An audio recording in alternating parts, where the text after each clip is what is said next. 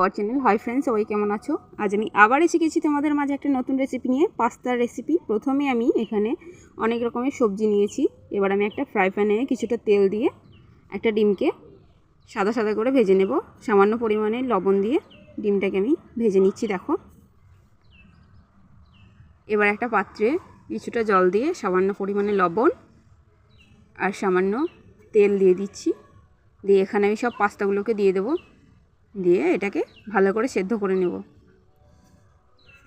আর তোমাদেরকে কিছু কথা বলে নিই, যারা আমার চ্যানেলে নতুন আছো তারা অবশ্যই আমার চ্যানেলটাকে সাবস্ক্রাইব করে পাশে থাকা বেল আইকনটা প্রেস করে দেবে, যাতে করে সবার আগে তোমরা আমার ভিডিওর নোটিফিকেশনগুলো পাও।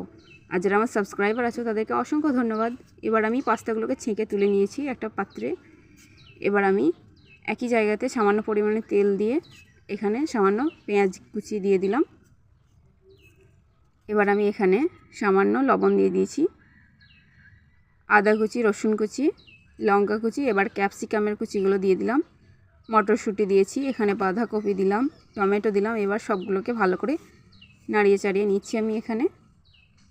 এবার আমি এখানে 1 চামচ মতো হলুদের গুঁড়ো, 1 চামচ লঙ্কার গুঁড়ো, এবার আমি এখানে ম্যাগি মশলা দিলাম সামান্য পরিমাণে।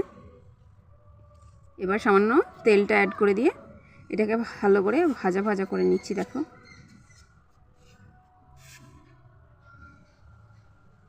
যেহেতু আমি এখানে সস অ্যাড করব না, তাই আমি এখানে আর একটা টমেটো দিয়ে দিলাম।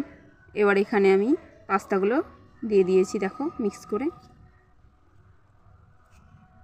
এবার টমেটোর জলটা ছেড়ে গেলেই আমি এটাকে ডিম ভাজিগুলো দিয়ে দেব।